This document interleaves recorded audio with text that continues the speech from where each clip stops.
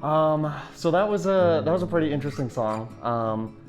I was kicking around the acoustic idea that is at the start of that song for a good like 2 years probably, and I never knew what I wanted to do with it. I always thought it was just a cool little acoustic intro, and when I finally booked the studio time, I was like, well, I really, really want this on the EP. So I decided I would, finish out the rest of the song, and we were probably 3 weeks away from recording, and I just sat down one night and wrote most of that song through after I'd gotten the main riff and whatnot.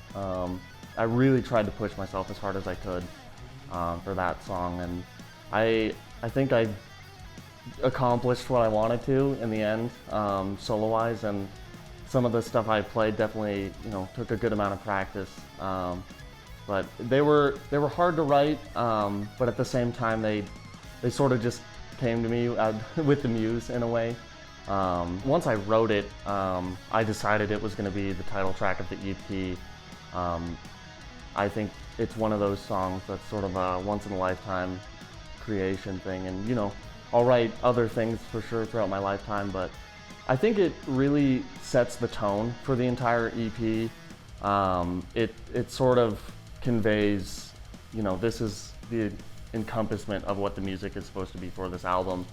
And it kind of gives you a good idea of, in a sense, who I am as a writer, I guess. And I think that song to me it's like an expression almost of everything I could do at that point in time. So it's sort of a song I can look back in 20, 30 years and, see where my guitar playing was and where I've come. And so, and that's kind of why it's called All I Can Bleed. It's everything I could give at that time. So once I wrote All I Can Bleed, I fell in love with it, and I was like, I think this will be our title track. So.